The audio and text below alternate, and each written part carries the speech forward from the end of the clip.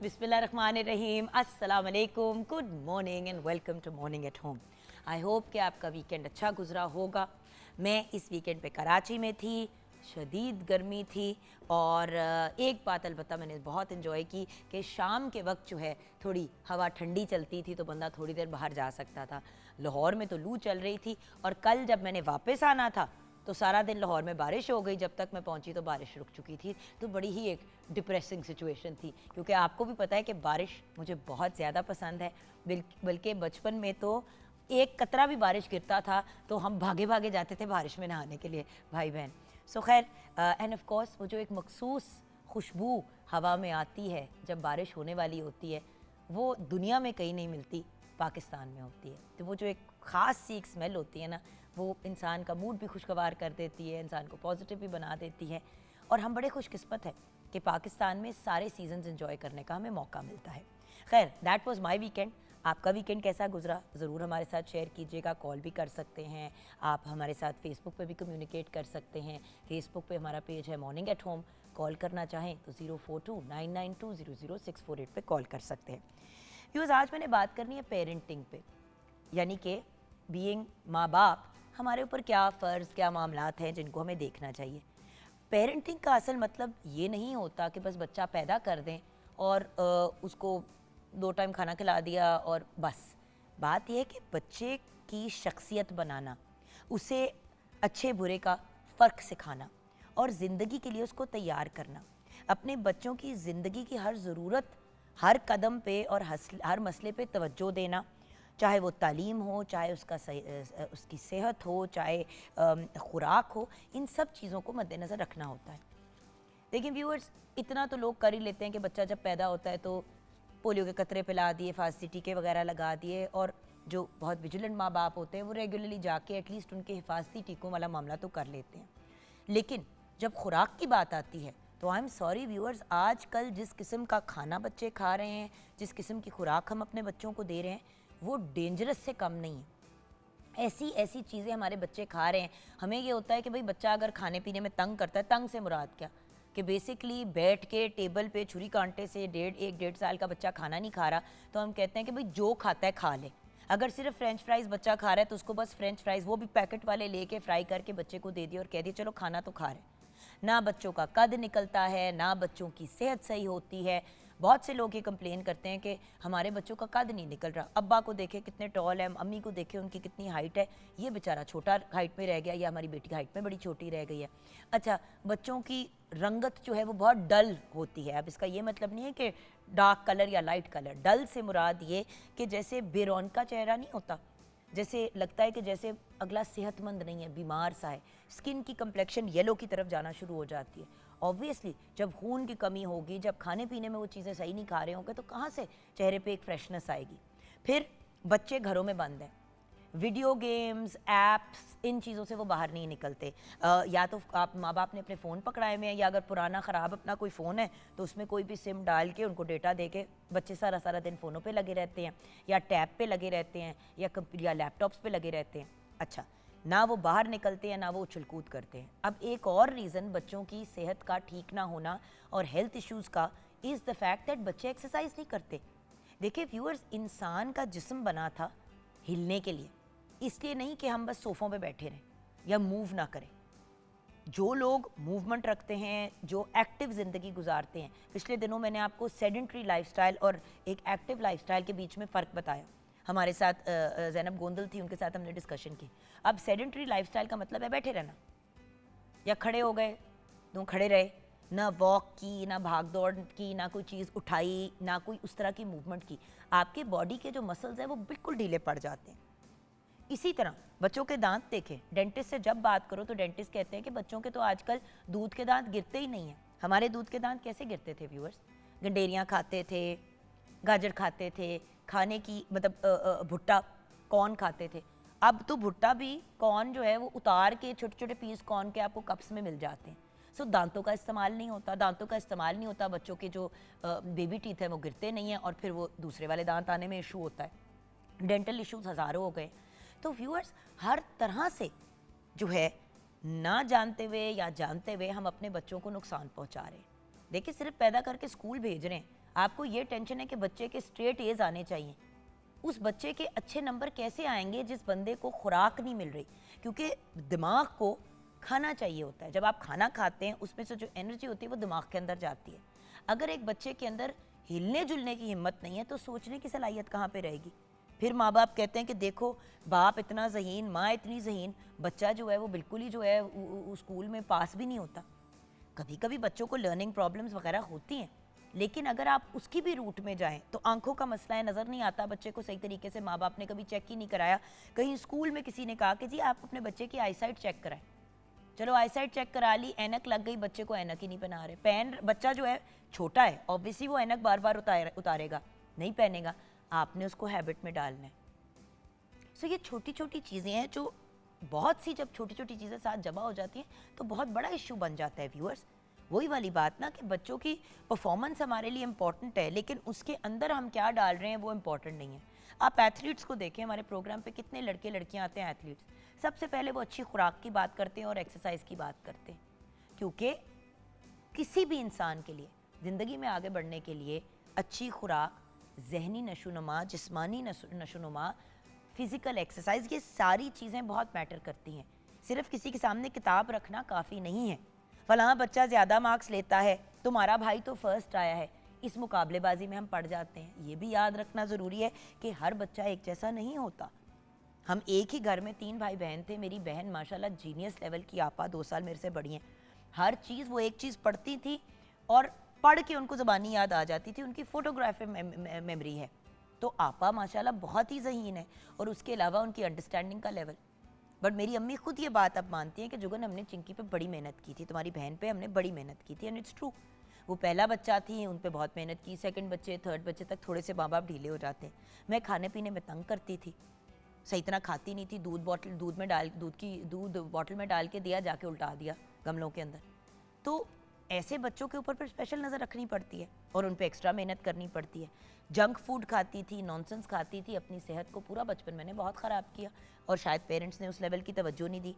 मेरी हाइट तीनों भाई बहनों में सबसे शॉर्ट है, और मामा यही कहती है ना कि इसको सिर्फ कूड़ कबाड़ खाने का शौक था, इसको नॉर्मल खाना देते थे खाती नहीं थी, क्योंकि मैं हाइपर बच्चा थी।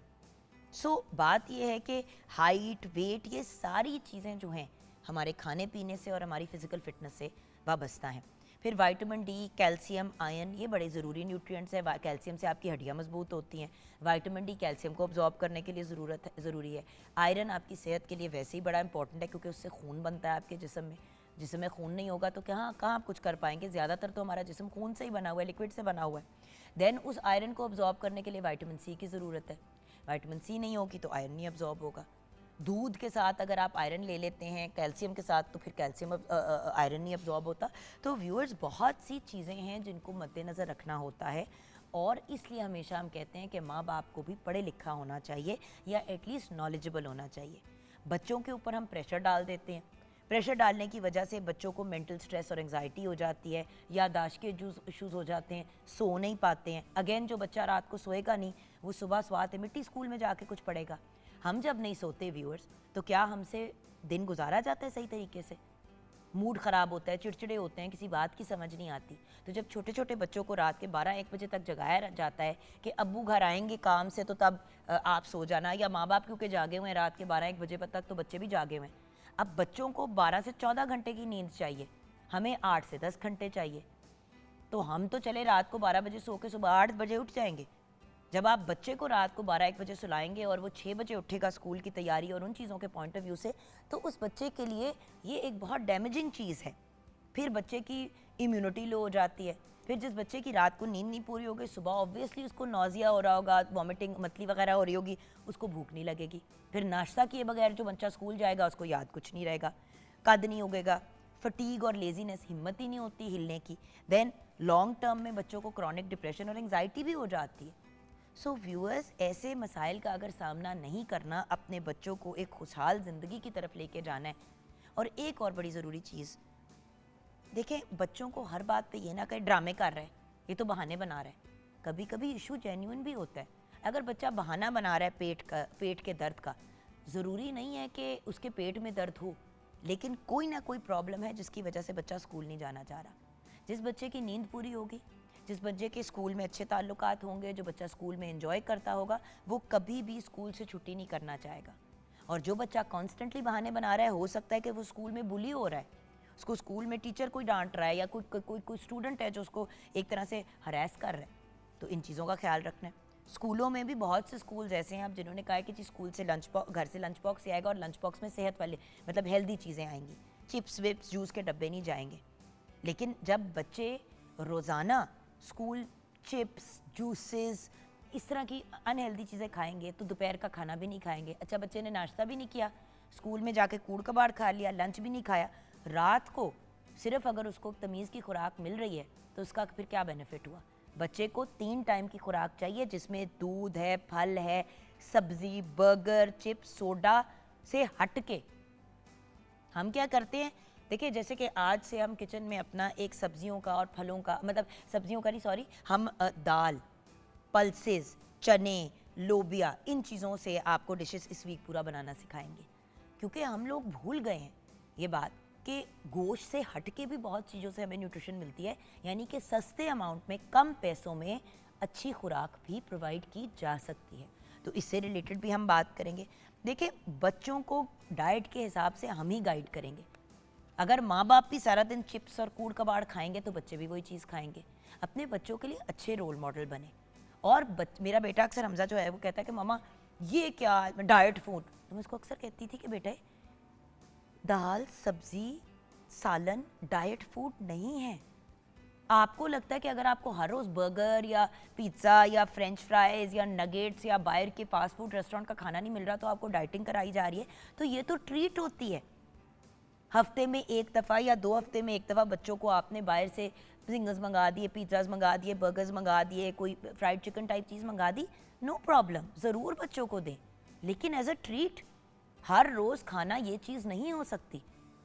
कभी कभी माएँ क्योंकि ख़ुद भी काम कर रही होती हैं, जैसे मैं वर्किंग मदर हूँ, तो बंदा कहता है कि ये एक आसान हल है, लेकिन ये हल नहीं है, ये एक्चुअली प्रॉब्लम की जड़ है। सो हमने अपने बच्चों को एक हेल्दी लाइफस्टाइल की तरफ लेके जाना है और वो हेल्दी लाइफस्टाइल हमारे किचन से स्टार्ट होता है। आइए बढ़ते हैं शेफ़ तैयबा अल्ताफ़ की तरफ। अस्सलाम वालेकुम। वालेकुम अस्सलाम। जोगिन कैसी हैं आप? बिल्कुल ठीक शेफ़ तैयबा। अब देखिए ना, जैसे वीकेंड गुजरा है, मैं गारंटी के साथ कह सकती हूँ कि फ्राइडे सैटरडे संडे इन तीनों दिनों में से किसी ना किसी दिन या एटलीस्ट 2-3 दिन जंक फूड भी घर आया होगा। हर किसी के घर कोई ना कोई अनहेल्दी चीज़ बच्चों ने ज़रूर खाई होगी जो अफोर्ड करते हैं। एक्चुअली आजकल तो ये भी बात कही जाती है कि जो लोग नहीं अफोर्ड करते वो 100 गुना ज़्यादा बेहतर खुराक लेते हैं।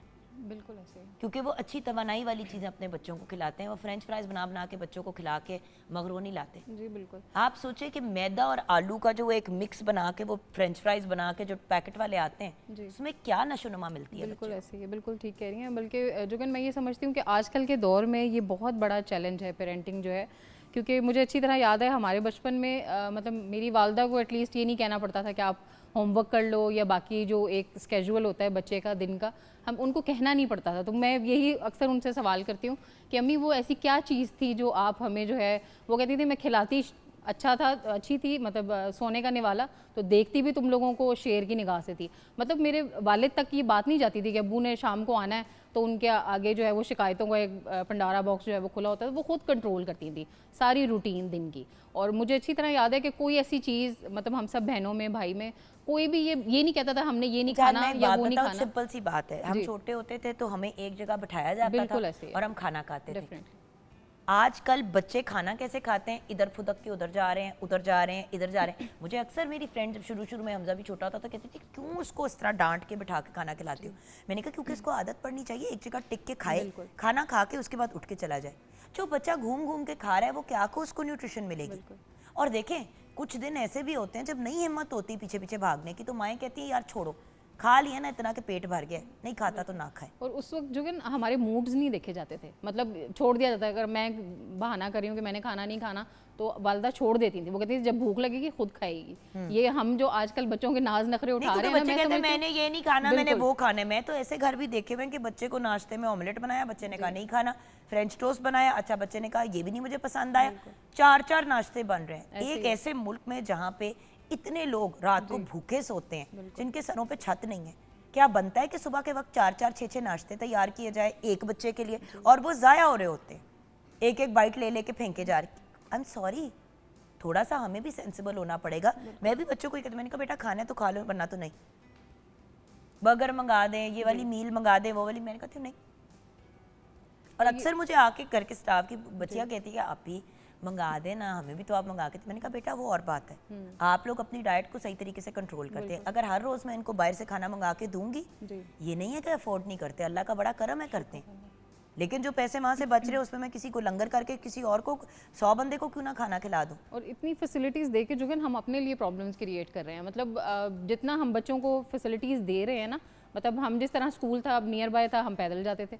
अब आजकल हमने जितना बच्चों को वो किया हुआ है, मतलब फैसिलिटीज़ दी हुई हैं, बच्चे बिल्कुल यूज टू नहीं है। 2 कदम पैदल चलना उनको इतना अजाब लगता है। यार हम तीनों बच्चे डिफरेंट क्लासेस और डिफरेंट स्कूल्स में थे। मैं और आपा एक स्कूल में थे, असद फर्क स्कूल में था।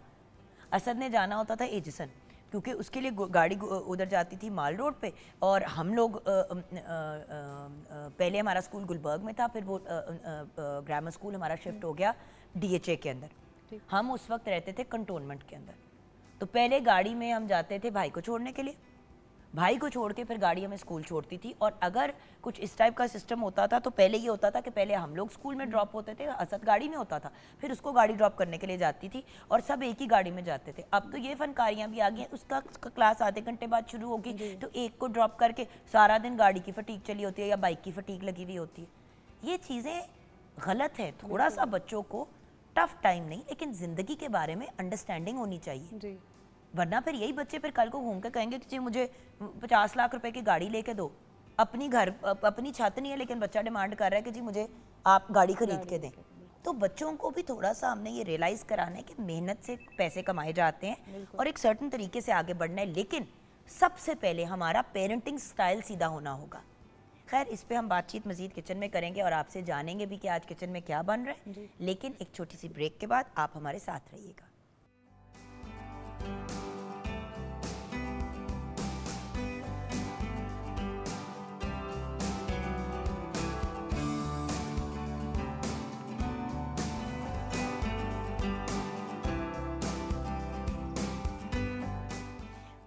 Welcome back from the break viewers. कहते हैं कैसे हैं आप सब? Are you ready to cook? Because I am ready to cook. जी शेफ तैयबा, हम क्या बनाने जा रहे हैं आज किचन में? हम अगेन एक दफ़ा इनको हम रिमाइंडर दे दें कि दालों से और सब्जियों से और डिफरेंट सस्ती चीज़ों से हम किस तरीके से एक हेल्दी और न्यूट्रिशियस मील तैयार कर सकते हैं। हमारे देसी खानों में बहुत सी ऐसी डिशेज़ हैं तैयबा जी, आपने बल्कि ये लास्ट वीक पॉइंट आउट किया था कि जो ना गोश्त गोश्त गोश्त कहते रहते हैं, हर बंदा गोश्त सारा ऑल वीक नहीं अफोर्ड करते। हर बंदा जो है वो महीने हफ्ते में 1 दफ़ा या 2 दफ़ा गोश्त अफोर्ड करता है। हमें वो डिशेज़ बतानी चाहिए जो अफोर्डेबल भी हों, जिससे पेट भी भर जाए और जिससे अच्छी न्यूट्रिशन मिले। तो बच्चों के पॉइंट ऑफ व्यू से ये भी एक डिश बड़ी मज़े की है। अच्छा इसमें मैंने करना क्या? इसमें आपने ये खड़े मसाले ऐड करने हैं और उसके बाद हम ये प्याज का पेस्ट है वो डालेंगे। आप अपना अब बताएं जी कि आप क्या बना, आज हमें बनाना क्या सिखा रहे हैं? बिल्कुल, आज हम बना रहे हैं अंडा चने। और अंडा चने के लिए जो चीज़ें हमें दरकार हैं उनमें सबसे पहले सफ़ेद चने हैं, आधा किलो हम इस्तेमाल कर रहे हैं। नमक हस्बे ज़ायका है, काली मिर्च 1 खाने का चम्मच है, तेल हस्बे ज़रूरत है, दालचीनी 1 अदद, बादियान फूल 1 अदद, ज़ीरा 1 खाने का चम्मच, बड़ी इलायची 1 अदद, प्याज का पेस्ट हम 1 कप इस्तेमाल कर रहे हैं, दही 1 कप, अदरक लहसुन की पेस्ट 1 खाने का चम्मच, धनिया पाउडर आधा खाने का चम्मच, अंडे 6 अदद, क्रीम 4 खाने के चम्मच और हरी मिर्च 7 से 8 अदद। तो इसमें व्यूअर्स मैं आपको बता देती हूँ किस तरह आपने ये तैयार करने हैं। अच्छा, इसमें 2-3 चीज़ें ज़रूरी हैं जो मैं पहले बताना आपको प्रोसीजर से पहले बताना ज़रूरी समझती हूँ। उसमें ये कि 2-3 मेथड होते हैं चने बनाने के। तो उसमें हम कुछ ऐसी चीज़ें इस्तेमाल करते हैं जो जिससे इसकी ग्रेवी जो है बड़ी थिक सी हो जाती है और बड़ा मज़ेदार सा इसका फ्लेवर आता है। तो उसमें सबसे पहले नंबर पे है बॉयल आलू। ये बॉयल आलू उसमें जो है आप बॉयल करके उसके साथ आप थोड़ा सा दूध ऐड करके इसको ब्लेंड कर लेंगे और वो हम इसमें ऐड करेंगे। लेकिन ये जो 2-3 चीज़ें मैं आपको बता रही हूँ इसमें से कोई एक चीज़ आपने इस्तेमाल करनी है। फिर मसूर की दाल है, मसूर की दाल आप जिस वक्त चने बॉयल कर रहे हैं उसमें से थोड़े से चने निकाल के उसके साथ अलग वो बॉयल करके उसको ब्लेंड कर लें। और तीसरी जो चीज़ है उसमें आपने क्रीम का इस्तेमाल करना है। टमाटर हरगिज़ इस्तेमाल नहीं करने इन चनों के अंदर जो हम नाश्ते के लिए, वैसे जो घर में हम दूसरी ग्रेवी बनाते हैं चने जो बनाते हैं अंडा चने, उसमें आप टमाटर ऐड कर सकते हैं। लेकिन ये जो नाश्ते वाली रेसिपी है इसमें टमाटर नहीं जाता, इसमें हम दही इस्तेमाल करते और हैं। अगर आप इसमें इसको इस तरीके इसको बना लेते हैं तो ऑनेस्टली व्यूअर्स, सुबह हस्बैंड वाइफ ने नाश्ता कर लिया इसका, दोपहर को लंच में आपने बच्चों को खिला दिया। देखिए अंडे अपनी जगह प्रोटीन वाले, अगर आप चनों की बात करें तो उसके अंदर आपकी एक तो कार्बोहाइड्रेट भी आ गई, प्रोटीन भी आ गई, बिल्कुल। सो बड़ा एक हेल्दी ये ऑप्शन है खाने का। आपने चावलों के साथ खा लिया, आपने बाय इटसेल्फ खा लिया। ऐसे ही है। मैं जब डाइटिंग करती थी, ध्यान कर रही होती थी ज़्यादा, तो मैं क्या करती थी कि मुझे अंडे चने क्योंकि बहुत पसंद है, तो मैं अंडे चने खा लेती थी। अंडा एक कट किया, उसको खा लिया, साथ में चने जो है उसके साथ थोड़ा सा अचार मिक्स करके खा लिया, और मैं उसमें कोई रोटी चावल का इस्तेमाल नहीं करती, और अच्छा भला पेट भर जाता है और सारा आपका दिन सुकून से निकले। खाएं वो चीज़ ना जिससे पेट भरे। अगर आप सिर्फ कार्बोहाइड्रेट लेंगे, जैसे कि आलू वाले चावल बहुत से लोग शौक से खाते हैं, सब्जी के चावल, वो आप खा तो लेंगे लेकिन आधे पौने घंटे के बाद आपको भूख लग जाएगी क्योंकि वो हजम जल्दी हो जाता है। सो थोड़ी चीज़ जो आपके पेट में रहे, आपको फुल फील कराए, उसकी तरफ जाना चाहिए। जी, इसका प्रोसीजर मैं आपको बता देती हूँ व्यूअर्स। इसमें सबसे पहले हमने क्या करना है, एक वॉक जैसे कढ़ाई या खुला बर्तन कोई भी आपके पास जो घर में है, उसमें ऑयल लेके और उसमें जो भी खड़े मसाले मैंने आपको रेसिपी में बताएं वो आप ऐड कर दें। जब उसका फ्लेवर ऑयल के अंदर आ जाएगा, खुशबू उसकी, तो उसके बाद जले ना, बिल्कुल ऐसे ही है, जले ना। और उसमें जो है मैंने 4 से 5 मीडियम प्याज लेके उनको हल्का सा बॉयल करके, साथ मैंने 6 से 7 हरी मिर्चें वो उसमें ऐड करके, इन दोनों चीज़ों को मैंने पेस्ट फॉर्म में, जी हरी मिर्चें में, तो इसको मैंने ब्लेंड कर लिया था। और ये जो खड़ा मसाला भी हमने गरम मसाला ऐड किया, उसके साथ हमने इसमें प्याज का पेस्ट ऐड कर दिया, और उसके साथ हम सारे जो मसाले हैं, अदरक लहसुन, ये जो इसमें हमने चने बॉयल किए वो पानी है, उसी में कुक करेंगे। जी उसी में कुक करेंगे। और ये साथ हम इसमें थोड़ा सा प्याज कुक हो जाएगा, इसको बेसिकली हमने कलर नहीं देना, कलर देंगे तो हमारी ग्रेवी का जो कलर है ना वो ख़राब हो जाएगा, हमने इसको वाइटिश ही रखना है। और अब जो है इसमें हम अदरक लहसुन की पेस्ट ऐड करेंगे, साथ हम सारे मसाले डाल दूँ अभी से, वेट करूँ? जी डाल दें, थोड़ा सा वो कुक हो जाएगा तो फिर हम इसमें मसाले ऐड कर देते हैं। और मसाले भी बड़े बेसिक से हैं, हम इसमें नमक का इस्तेमाल कर रहे हैं, धनिया पाउडर है, काली मिर्च है, और साथ में चिली फ्लेक्स हैं, दड़ा मिर्च जो होती है, और एंड में जो है ये, अच्छा फिर ये जैसे मसाले कुक हो जाएंगे उसके साथ हम दही ऐड करेंगे, चने ऐड करेंगे, सारे स्पाइसेस ऑलरेडी हमने ऐड कर दिए। और उसके साथ जो है हम इसमें जिसके साथ पानी के साथ मैंने चने बॉईल किए थे वो ये पड़ा हुआ है, हम इसी के अंदर इसको कुक करेंगे, इजाफी हमने कोई पानी जो है इसमें इस्तेमाल नहीं करना। लेकिन अगर आप ज़्यादा डाइट कॉन्शियस हैं और आप इसके अंदर क्योंकि काफ़ी ज़्यादा वो चली जाती है, इसके न्यूट्रिशन आ जाते हैं जी, अगर आप थोड़ा सा इसको नहीं यूज़ करना चाहते, मैं तो हमेशा ये कहूँगी कि जैसे कि अगर बच्चों के लिए बना रहे हैं व्हाटएवर, थोड़ा सा अगर चिकन पाउडर डाल दें तो वो चिकन का फ्लेवर भी आ जाता है, वो भी एक बड़े मज़े की एक चीज़ आ जाती है। तो इसकी जगह जो है ना आप चिकन स्टॉक भी इस्तेमाल कर सकते हैं, यखनी भी इस्तेमाल कर सकते हैं जी। सस्ते की बात करें, अफोर्डेबल की बात करें, तो क्योंकि हमें ज़रूरत नहीं है, इसमें ऑलरेडी एग डाल रहा है और इसके अंदर वो चने डाल रहे हैं, तो इस ऐसी डिश में अगर आप चिकन पाउडर डालते हैं नो प्रॉब्लम, क्योंकि आपको ऑलरेडी वो न्यूट्रिशन मिल रही है, वो आप फ्लेवर के लिए डाल रहे हैं। अच्छा, अब हम मसाले डाल रहे हैं। इसमें सॉल्ट ऐड किया मैंने, ठीक है, चिली फ्लेक्स, धड़ा मिर्च से हम कहते हैं, धनिया पाउडर, और इसके साथ काली मिर्च हम हाफ इस पॉइंट पे डालेंगे और हाफ जिस वक्त ये कुक हो जाएगा उस टाइम में हम ऐड करेंगे। उस दिन किसी कराची में मैं अपनी दोस्त की तरफ गई, उसके घर खाना से मेरे लिए कहा, मैंने पहले खुद खाना बनाया, तुझे वो खट्टी दाल बड़ी पसंद है ये वो, अच्छा पता नहीं उसने क्या किया क्या नहीं किया, मैंने दूसरा निवाला लिया, इतना तेज मसाले का फ्लेवर गया, मेरी आंखों से पानी निकला है। कहती क्या हुआ है? मैंने कहा तूने दाल मिक्स नहीं की थी? कहती आए हाय वो मैंने मसाले डाले, ढक्कन डाल दिया और मिक्स नहीं किया, उसके ना लंप्स बन जाते हैं। तो प्लीज़ जैसे ही मसाला डालें उसको एक दफ़ा मिक्स कर लें ताकि वो सारी चीज़ में मिक्स हो जाए, क्योंकि ड्राई चीज़ जब आप वेट चीज़ में डालते हैं तो उसके लम्प्स बन जाते हैं। बिल्कुल ऐसे है। ठीक है, तो अब हम ये ब्लेंड करने के लिए, जी ये भी मैं निकाल रही हूँ, इसको हम ब्लेंड करेंगे। ब्लेंडर चाहिए हमें जी, तो हम ब्लेंडर के अंदर इसको डाल के हैंड जी ब्लेंडर, हाँ जी, जिसके अंदर हमने अभी प्याज ब्लेंड किया, आई थिंक अपने वो उसको वॉश करने के लिए भेज दिया, उसको हम जल्दी से ब्लेंड कर लेते हैं मंगा के। मीनवाइल हम इसमें चने ऐड कर देते हैं, क्योंकि थोड़े से मैंने निकाल लिए, वो हम ब्लेंड करके इसमें ऐड करेंगे। बिल्कुल। अब ये जो 2-3 चीज़ें मैंने आपको बताई थी कि आलू जो है बॉयल आलू, उसके साथ आपने दूध ऐड करके थोड़ा सा उसको ब्लेंड करके वो आप ऐड कर सकते हैं, मसूर की दाल ऐड कर सकते हैं, और तीसरी वो चीज़ है जो हम यहाँ पे कर रहे हैं, हमने थोड़े से चने ये मैंने निकालनी है बाउल में, इसको हम अच्छे से ब्लेंड कर लेंगे इसी पानी के साथ, और इसको ब्लेंड करके जो है हम इसके अंदर ऐड कर देंगे। अब ये देखें ना, आपका बेसिकली काम मुक गया है। बिल्कुल ख़त्म हो गया। यही चीज़ एक्सप्लेन करने की मैं व्यूअर्स आपको कोशिश करती हूँ कि ये चीज़ें जो है ना, ये कोई इतनी मुश्किल नहीं होती हैं बनानी। हम इनको विदिन मिनट्स जो हैं आपको तैयार करके दे सकते हैं अगर आप उसको प्रॉपर तरीके से। बिल्कुल, आपने थोड़ी तैयारी करके रखी है, जिस तरह भी ये चने बॉयल थे हमारे पास, बाकी ये प्याज की मैंने पेस्ट बनाई हुई थी, तो कितना टाइम लगा आपके सामने। और यही चीज़ें आप बाहर से जुगन ख़रीदने जाएँ तो कितने वो ऑयल, आपको पता है कि इतना अनहेल्दी वो जो है इस्तेमाल कर रहे होते हैं, रीयूज़, बार बार वही चीज़ें। और देखें ना, बात ये है कि एक तो रीयूज़, दूसरी बात सबसे ज़्यादा बात प्रॉब्लम ये है कि मक्खियाँ, मच्छर। बिल्कुल, ये खाना अब ऐसा है कि अगर आपने इसको बना लिया और आपने खा लिया, नहीं अगर उसको मज़ीद कंज्यूम करना तो आपने बंद करके डब्बे में फ्रिज में रख दिया। अगर आप इस तरह की चीज़ सुबह से लेकर शाम तक रखेंगे किसी ठेले पे, तो आपको भी पता है कि उसके अंदर कितना बैक्टीरिया आ जाएगा, फिर बीमारियां फैलती हैं। तो वही चीज़ जिसको हम सेहतमंद और हेल्दी कह रहे हैं, वो आपके लिए एक अनहेल्दी ऑप्शन बन जाता है। और ये तो एक इतनी फेवरेट है हर किसी की। अच्छा, इसी के अंदर अगर आप थोड़ा सा अचार डाल दें तो बड़ा मज़े का उसके अंदर अचारी फ्लेवर आ जाता है। कोफ्ते होते हैं, कोफ्ते बना के आप वो ऐड कर सकते हैं, आपकी चॉइस है, मतलब जो भी आप ऐड करना चाहें। जिस तरह इधर पीटीवी पे, तो यहाँ पे आपको पता है कि बड़ी अमेजिंग जगह है पास ही नान चने की। अक्सर लोग जब लाहौर आते हैं हमारे पीटीवी सेंटर, तो वो डिमांड करते हैं कि हम उनको ये चीज़ बना के दें। तो ये हमारा ब्लेंडर आ गया, इसके अंदर हमने ये डाल दी। अच्छा, इसके अंदर डालनी है कोई और दाल या बस? नहीं, कुछ भी नहीं, बस सिंपली ऐसे ही ब्लेंड होगा। हम ब्लेंड कर देंगे। इसका ढक्कन कहाँ पे है? ढक्कन कहाँ की है? हाँ जी, हमारा ढक्कन तलाशे गुमशुदा हो गया था ना हमारा। लाइव कुकिंग में तो ऐसे ही होता है।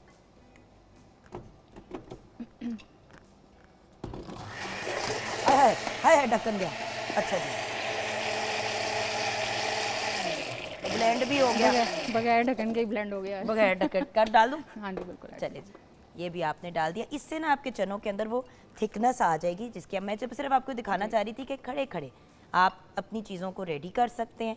और इससे वो जो चनों की एक थोड़ा स्पेशल वो जो आता है ना, लोग कहते हैं कि वो चने इतने पकाने हैं कि वो उसका वो वाला एक टेक्सचर आ जाए। वो टेक्सचर एक्चुअली इज ब्लेंडेड चने की, उससे आता है। बिल्कुल।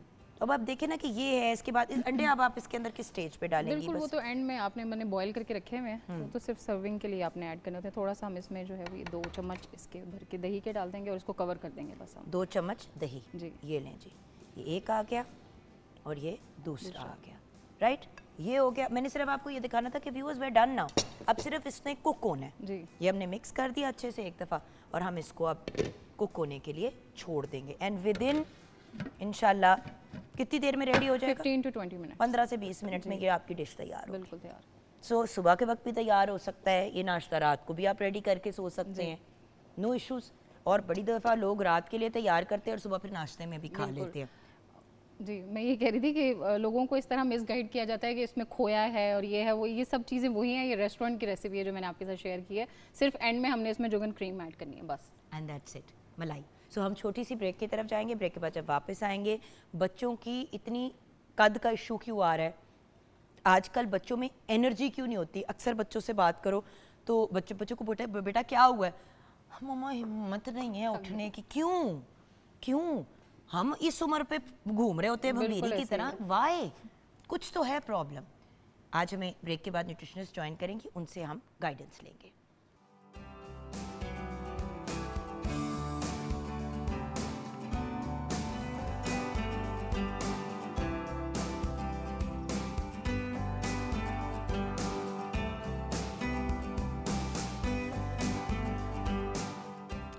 Welcome back from the break viewers. Doctor Warda Sikandar ने हमें ज्वाइन किया है।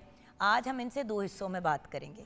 एक as a consultant nutritionist and dietitian, because of course being क्योंकि ये इनकी फील्ड है और ये गाइड भी हमें करती हैं, तो बच्चों के पॉइंट ऑफ व्यू से हमने इनसे गाइडेंस लेनी है। सेकेंड पार्ट में हमने आज ऑन एयर योगा की बात करनी है, फिटनेस की बात करनी है, हेल्थ की बात करनी है, स्ट्रेस एंड डिप्रेशन की बात करनी है। और कॉर्पोरेट सेक्टर में ये बहुत ज़्यादा हम देखते हैं, तो जहाँ खुराक से उसे ठीक किया जा सकता है और क्या चीज़ें हैं वो हम पार्ट 2 में डिस्कस करेंगे। अस्सलाम वालेकुम डॉक्टर साहिबा। वालेकुम अस्सलाम, thank you so much for having me. सुबह सुबह इतना खुश बंदा वैसे कम ही मैंने देखा है व्यूअर्स। आपने इतना खूबसूरत कलर का ड्रेस पहना हुआ है and your energy, you know, आप ऐसी होस्ट हो तो ऑटोमेटिकली एनर्जी बेहतर हो जाती है। आज तो आप अपना भेस ही बदल के आ गई हैं। हर बार एक नई लुक के साथ आती हो प्रोग्राम पे। मैं खुद भी जरा वेट लॉस के प्रोसेस में हूँ, तो इस वजह से बड़ी अच्छी लग रही हो माशाल्लाह माशाल्लाह, and you look like you lost a lot of weight. Yes, I think वो like I was talking to you last time, तो मैंने कहा बड़ी प्यारी लग रही हो, तो आपने मुझे कहा कि अब आपको नहीं पता मेरा भी वेट गेन हुआ है और मैं खुद न्यूट्रिशनिस्ट हूँ, तो मुझे भी उसको कंट्रोल में लेके आना है। हाँ बिल्कुल, और ये अब एक हमारे लिए एक बड़ी पर देखो हेल्दी वेट, यस आप अपना वेट हेल्दी उसके ऊपर लेके आते हो। ऑब्वियसली हम सब इंसान हैं, Exactly. डॉक्टर भी बीमार तो हो ही जाता है ना ऑन एंड ऑफ। हाँ, सो बात ये कि at the end of the day आपने वो चीज़ करनी है जो आपको हेल्थ की तरफ लेके जाए। बिल्कुल। और आप तो लिविंग प्रूफ हो कि यार वेट ऊपर नीचे हो जाता है, मेंटेन करना बड़ा ज़रूरी है। हाँ, और उसके बाद ना ग्रेजुअल वेट लॉस करना, सडन वेट लॉस नहीं करना। अब आपको पता है मैं अपना वेट लॉस कर रही हूँ, I am struggling from last 4 months। It's okay, 1 साल लग जाएगा, that's fine, but gradually healthy weight कि 2.5 kg से ज़्यादा 1 महीने में नहीं गिराना। सिंपल, दैट्स इट, जिसमें ना न्यूट्रिशनल डेफिशिएंसी होगी, क्योंकि देखिए काम भी तो आप करना देखो है ना वेट आपका कम हुआ है। मैंने आपसे पूछा ना ब्रेक में, मैंने कहा कुछ किया है, मैं समझी कोई डेंटिंग पेंटिंग कराई है। ये एक्चुअली ग्लो है हेल्दी वेट लॉस की। एक वक्त होता था लोग तमीज से तरीके से वजन कम करते थे, चेहरा रौनक वाला लगता था कि बॉडी में से आपके टॉक्सिन्स निकल। अब क्या करते हैं कि हम और टॉक्सिन्स अपने सिस्टम में डाल रहे होते हैं, जिससे जिस्म तो पतला हो जाता है लेकिन चेहरा बर्बाद हो जाता है। हाँ। स्किन बर्बाद हो जाती है, कैलोरिक डेफिशिएंट डाइट्स और गलत डाइट्स के भाई सब निकाल दो, जिस्म पे एक्नी हो जाती है। बिल्कुल। अभी कुछ दिन पहले हम लास्ट वीक यही डिस्कस कर रहे थे कि लोग बहुत पतले हो जाते हैं लेकिन सारे मुंह पे एक्नी, सारी बैक पे एक्नी, जिस्म पे एक्नी, क्योंकि अनहेल्दी अनहेल्दी, एग्जैक्टली, बिल्कुल। बाल गिर जाते हैं, जॉइंट्स प्रॉब्लम और ये सारी चीजें। और मैं एक चीज कहती यार मैंने अपने बालों की बर्बादी, सच्ची बात बताऊं व्यूअर्स, अक्सर लोग कहते हो आप एक वो हेयर कलर का ऐड करती थी, इसलिए बिल्कुल भी नहीं। मेरे बालों की बर्बादी हुई जब मैं बेफजूल स्टूपिड किस्म की डाइटिंग्स करती थी और मेरे बाल इतने गिरे। अब आप देखते हैं मैं एक्सटेंशन भी नहीं अपने बालों में लगाती ऑन एयर आते हुए, बिकॉज मैंने कोई ऐसा काम नहीं करना जिससे मेरी रूट्स डैमेज हो। हाँ, कभी कोई शूट हो या कोई कैरेक्टर हो तो उसमें बालों में एक्सटेंशन वगैरह लगा दी, otherwise I want to stay as natural as possible. Yes, और नेचर में ही शिफा है। बिल्कुल, क्योंकि नेचर, अब हमारी बॉडी एक्सेप्ट ही नेचर को करती है ना, जितना ऑपोजिट चलेंगे बॉडी उतना ऑपोजिट रिस्पॉन्ड करेगी। तो बेटे, क्योंकि उम्र में तो मेरे से बहुत छोटी हो, काम बड़े बड़े करती हो, बेटे मुझे ये बताओ कि अगर हम बात करें वेट और इन चीज़ों की, तो एडल्ट्स में तो चलो इश्यूज होते हैं, लेकिन बच्चे मोटे ज़रूर हो रहे हैं। देखिए मैं मोटे का इसलिए यूज़ कर रही हूँ वर्ड व्यूअर्स, ये नहीं जो बच्चे थोड़े से ज़रा चबी होते हैं, मैं बात कर रही हूँ प्रॉपर मोटापा, और कद उनके निकल नहीं रहे। माँ बाप को कहो कि यार आपकी हाइट इतनी ज़्यादा है, इसकी हाइट नहीं निकल रही, थोड़ा गौर करें, तो कहते हैं इसको कोई कमी है, ये कोई कमज़ोर लग रहा है, साइज़ इसका देखो। हाँ। तो ये नहीं रियलाइज़ कर, तो पहले तो ये एक्सप्लेन करो कि बच्चों के कद क्यों नहीं निकल रहे और वज़न बढ़ते जा रहे हैं। अच्छा, स्टंटेड जो है ना, आजकल हर 8 में से 6 बच्चे जो है मोस्टली स्टंटेड ही आ रहे हैं। 8 में से 6 बच्चे स्टंटेड हैं, हाइट रिलेटेड प्रॉब्लम्स, फटीग। अच्छा, अगर कॉजेस की बात की जाए और ना, लागर, हाँ, एनर्जी है ना। 6 साल का बच्चा जो है वो सोफे पर पड़ा हुआ है बस। मैं आपको एक मज़ेदार बात बताती हूँ। परसों क्लिनिक की बात है, मेरे पास एक बच्चा आया, उसका वेट जो है वो 67 kgs था और उसकी उम्र जो है वो सिर्फ 6 साल थी। और 1 मिनट, 67 किलोज या पाउंड्स? kgs, 67 kgs, ठीक है। अच्छा, और उसका बाजू टूट गया है, ठीक है। अब बाजू किस तरह टूटा है कि वो बता रही थी कि स्विमिंग करने गया हुआ था, तो उसने बस हाथ बाहर निकाल के रखा है और बाजू टूट गया है। तो आप देखें कि वेट तो उसका बहुत ज़्यादा है 67, लेकिन कैल्शियम की हड्डियां बिल्कुल फुरफुरी, और जिसे हम कहते हैं डबल बर्डन मैल न्यूट्रिशन सिर्फ ये नहीं है कि वेस्टेज, आप अगर फूली जा रहे हैं तो आपके अंदर कुछ नहीं, आपका ग्रोथ हार्मोन इफेक्ट होगा। आयरन की डेफिशिएंसी से बच्चों का वेट फूलता है। अच्छा, उसके साथ साथ अगर मैं मेजर कॉजेज़ की बात करूं तो आजकल डाइट, सबसे बड़ा फैक्टर ही डाइट का है। बट यार यही तो प्रॉब्लम है, जब पेरेंट्स को कहो कि जी इसकी डाइट को देखे तो कहते हैं इसको किसी चीज़ की, ये लग रहा है कि जैसे ये कमज़ोर है, या ये लग रही है जैसे ये कमज़ोर है। ये नहीं अंडरस्टैंड करते कि चर्बी में और मसल में बड़ा फ़र्क है। बिल्कुल, और अगर बच्चा आपका हर टाइम लिथाज रह रहा है, एनर्जी नहीं, वो इधर से सीढ़ियाँ चढ़ के आया, मेरे सांस नहीं, रात स्कूल से आया, मामा मेरी टांगों में जान नहीं। बाय द वे ये सिर्फ उन बच्चों का प्रॉब्लम नहीं है जिनको मोटापे का इशू है। जिन बच्चों को मोटापे का इशू है उनका तो, और देखिए मैं खुद एक ऐसी पेरेंट हूँ जिसने अपने एल्डेस्ट बेटे का ये देखा है। अब वो खाने का बड़ा शौकीन था, है आज भी है, उसका वेट ज़्यादा, लेकिन अल्हम्दुलिल्लाह 6 फुट 2 इंच का हो गया। हाँ, माशाल्लाह। क्योंकि वो इधर उधर से जंक वंक लेके खाता था छुप छुप के, कुछ बच्चों में होता ही है बिल्कुल ऐसे। लेकिन उसकी जो न्यूट्रिशनल रिक्वायरमेंट होती थी वो मैं ज़रूर पूरी करती थी। जबकि मुझे अक्सर लोग कहते थे मत इसको, मतलब क्यों उसको दूध पिला रही, उसको ज़रूरत है।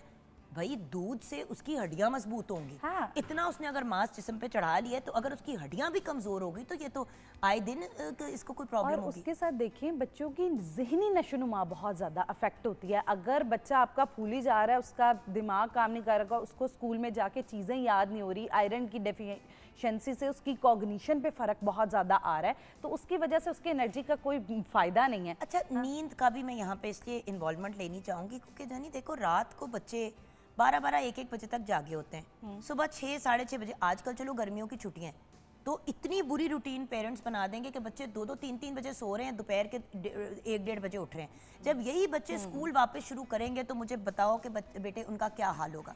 एक तो क्या वो जा पाएंगे स्कूल? नहीं जा पाएंगे। पहला 1 महीना तो उनका बर्बाद होगा और उसके बाद उन्हें समझ ही नहीं आएगी कि चीज़ें। अच्छा, एक चीज़ आपको बड़े मज़े का फैक्ट बताती हूँ। हमने एक चीज़ सुनते होते थे, जो बच्चों की नींद प्रॉपर होती है ना तो उनकी हाइट बड़ी अच्छी निकलती है, और ये फैक्ट सच है।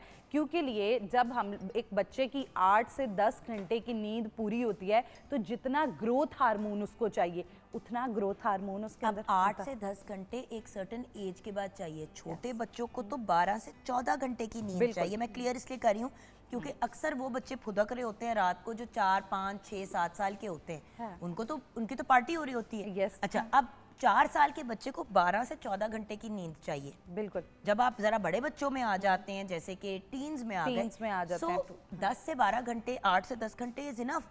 लेकिन किस टाइम सो रहे हैं? दोपहर को सो रहे हैं, दिन को सो रहे हैं, और टूटी टूटी नींद का कोई फायदा नहीं है। हाँ, क्योंकि उसमें मसल तो रिपेयर होना नहीं। अगर मसल रिपेयर नहीं होगा तो बच्चों की हाइट नहीं निकलेगी। मसल की रिकवरी प्रॉपर एक सर्टेन टाइम पे, जब उसका एक स्लीप पैटर्न है कि रात 10 से सुबह 8 तक सोना है, लेकिन योगा के बीच में आप घंटे का नैप ले लिया है, उसमें स्क्रीन टाइम बहुत ज़्यादा यूज़ हो रहा है, उसमें स्नैकिंग बहुत ज़्यादा चल रही है, मंचिंग, और एक खाते सार बच्चों का सो जाना, this is a very wrong practice, जो हाइट और चाइल्डहुड ओबेसिटी सिंड्रोम दोनों का बाइस बनती है। मैं तो स्कूल के दिनों में आजकल, क्योंकि मैंने बच्चों को 1.5 घंटा आगे दे दिया टाइम कि 9:30 सो सकते हैं, वरना हसन और नूर 8 बजे सो जाते थे।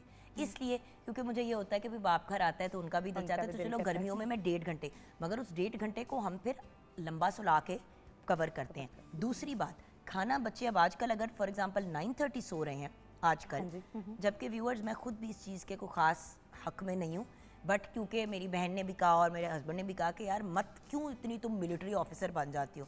मैं यही कहती हूँ ठीक है, हमजा का वेट ज़्यादा लेकिन 6 फुट 2 इंच का है माशाल्लाह मेरा लड़का। माशाल्लाह, हाइट भी उसकी, हाइट ओवर वेट ठीक होना इज़ फाइन। यार मैं रात को सही तरह सोती थी ना, मैं खुराक सही लेती थी। हम 3 भाई बहन हैं, हाइट मेरी सबसे छोटी है और सबसे ज़्यादा मेडिकल प्रॉब्लम्स मुझे हैं। वो यही होता है कि हाइट, और देखें अगर हाइट छोटी रह रही है तो नेचुरल बात है कि आपके मस्कुलर प्रॉब्लम्स उतना ज़्यादा, आपके चांस हड्डियाँ उतनी ज़्यादा वीक होंगी। तो इस वजह से बहुत इंपॉर्टेंट है कि बच्चों की डाइट जो है उस पर खास काम किया जाए। नींद, डाइट पे, एक्सरसाइज। देखें बच्चा लागर होगा आपका बच्चा, अक्सर लोग ये कहते हैं सूखा सा तो है, इसको क्या एक्सरसाइज की जरूरत है। हम इसलिए नहीं एक्सरसाइज करते कि हम वजन कम करें, हम एक्सरसाइज इसलिए करते हैं क्योंकि इन मसल्स को एक्सरसाइज की जरूरत है, वरना ये बिल्कुल ढीले पड़ जाएंगे। हाँ, क्योंकि मसल का जो फूड है वो एक्सरसाइज ही है, फिजिकल एक्टिविटी है।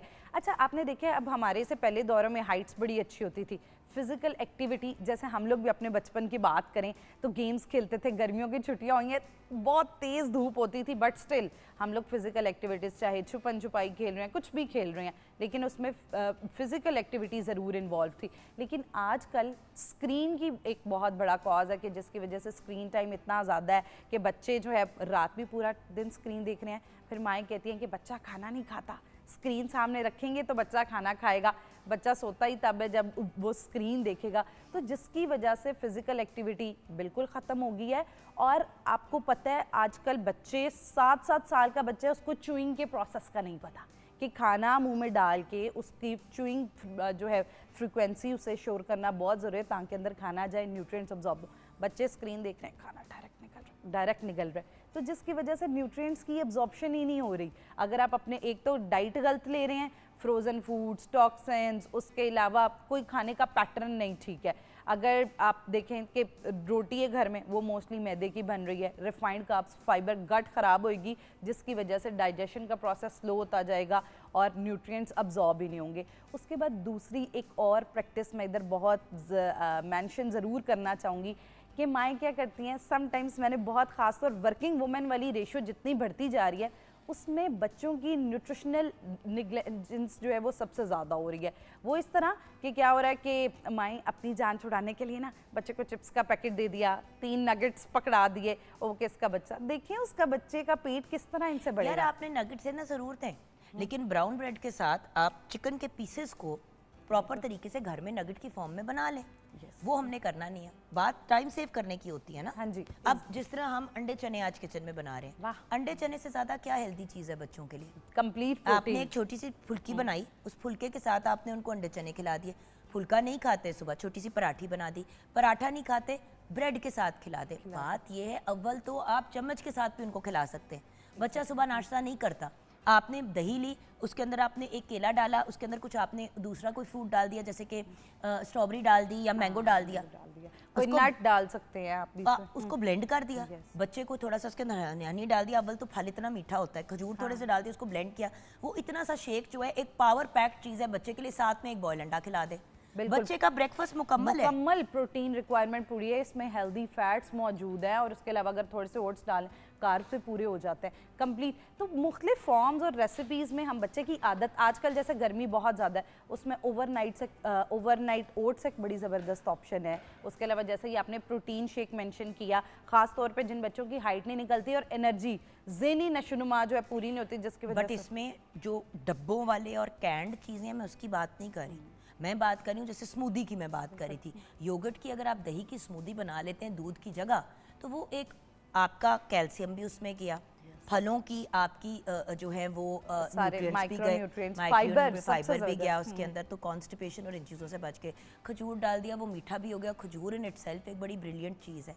थोड़े से आपने बेशक उसके अंदर बादाम या कोई नट्स डाल दिए, एक पावर पैक्ड आपने अपने बच्चे को नाश्ता दे दिया शेक के फॉर्म में। बिल्कुल। और बच्चे तंग करते हैं ना आजकल बड़े के नहीं करना नाश्ता नहीं करना, शेक आपने मैं कहता बेटा ये खत्म। और कम से कम बच्चे की एनर्जी मेंटेन रहेगी, वो स्कूल जाएगा तो ऑब्वियसली उसको कुछ चीज़ समझ आएगी। अच्छा इधर ना बच्चे पढ़ ही नहीं रहे होते ना, तो पेरेंट्स यार लंच बॉक्स में क्या डाल के दे रहे हैं माँ बाप, ये देखो कोई भी बिस्किट का पैकेट, चिप्स का पैकेट, जूस का पैकेट, पैकेट ही पैकेट। आपकी क्या मेहनत हुई एज पेरेंट्स? देखिए इतना सा, आई रिमेम्बर हम छोटे होते थे, कभी अंडा पराठा वो रोल बना के दे दिया, कभी हमें इसी तरह चिकन के पीसेस फ्राई करके उनको चॉप करके रख दिया, थोड़े से उसके अंदर आलू के फ्राइज रखे, ठीक है। कभी चाउमीन घर पे बना ली चिकन के साथ और उसके साथ एक प्लास्टिक का चम्मच दे दिया, या एक हमारे लंच बॉक्स होते थे जिसके साथ चम्मच कांटा लगा हुआ होता था। उसमें मुझे याद है कि 5 दिन स्कूल के हम मुख्तलिफ चीज़ें खाते थे और मजे की होती थी, मुंह में पानी आ रहा है सोच के। ऐसे ही है। और वो कितना सैंडविच बना के देती थी मम्मा, कभी क्लब सैंडविच होता था, वो होता नहीं था, नहीं वो वाला सैंडविच मेकर, जिसमें वो सैंडविच मेकर उसमें चीज की स्लाइस डाली, एक अंडा डाला उसके अंदर, या कभी शामी कबाब डाल, शामी कबाब वाला सैंडविच या शामी कबाब वाला रोल कितना मजेदार होता था। और वो स्कूल में जाके ब्रेक के बाद वो जो हम थके होते थे ना, शेयर करते थे, एनर्जी वापस आ जाती थी, सब शेयर करते थे। लेकिन आप देखें अगर आजकल बच्चे ये पैकेट फूड ही दोपहर 12 बजे खा रहे हैं तो उसके बाद क्या एनर्जी। मैंने आपके साथ एक बात शेयर करी, मेरी एक फ्रेंड थी, उसकी अम्मी जो है ना वो सिंगल मदर थी और उसके जो फादर की कोई डेथ हो चुकी थी, वो अकेली बेचारी संभाल रही थी। और वो स्कूल में जब भी उनकी बेटी आती थी ना, तो मामा को एक तो मैंने कहा मामा फलां, जो भी उसका नाम था, ऑब्वियसली ऑन एयर बताने वाली बात नहीं है उनका नाम, मैंने कहा फलां जो है ना मामा, आपको पता है हर रोज़ वो चिप्स लेके आती है।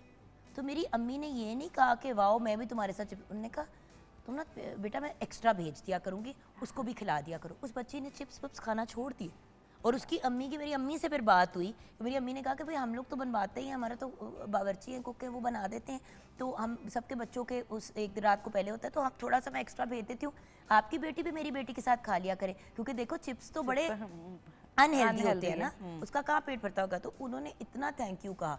आजकल लोगों को लगता है कि बड़ी प्रेस्टीज की बात है कि आपने चिप्स बिस्किट और ये चीज़ें बच्चे को भेज दी। एग्जैक्टली और स्कूल्स का कल्चर इस तरह का हो गया हुआ है कि अगर कोई बच्चा हेल्दी पराठा या इस तरह की चीज़, बाकी बच्चे उसका मजाक उड़ा रहे होते हैं।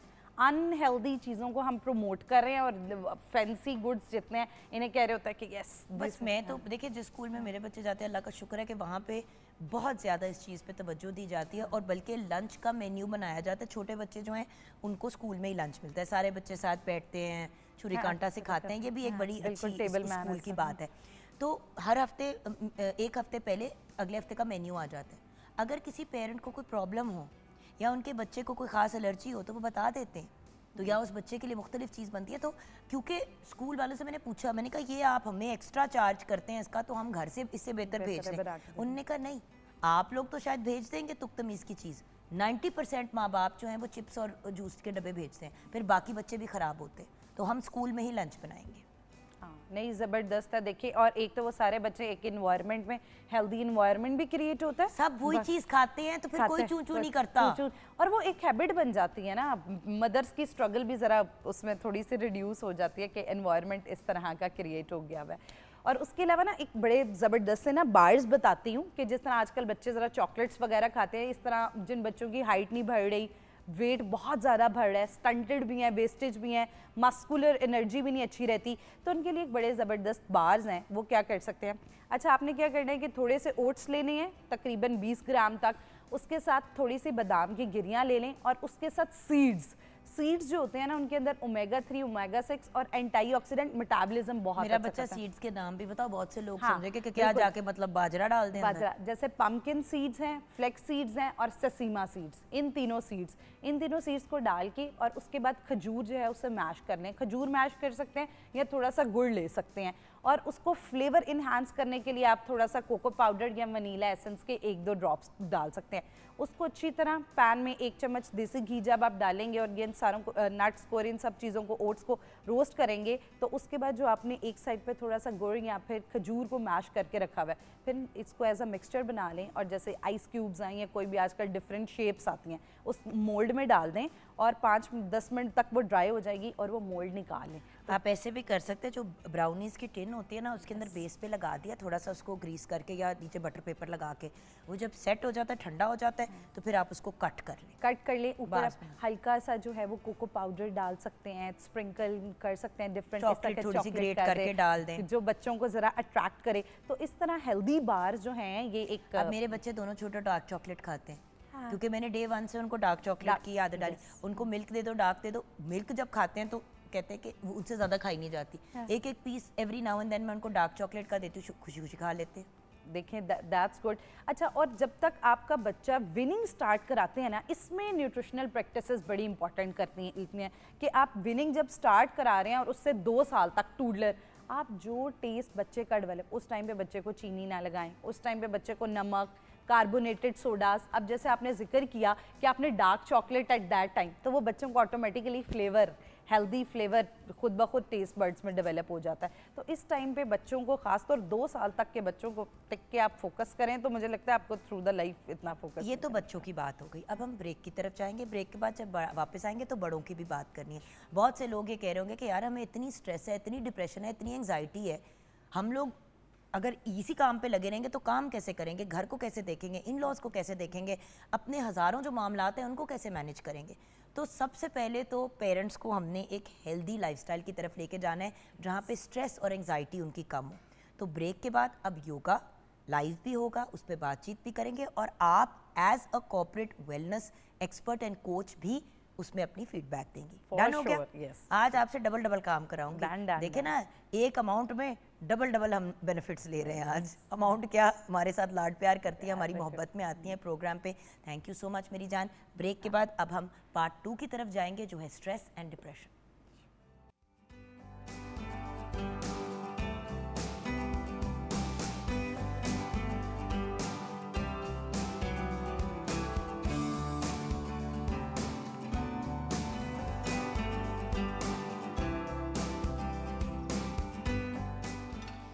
Welcome back from the break viewers. Break के बाद ज्वाइन किया है हमारे 5 बहुत ही प्यारे भाइयों ने।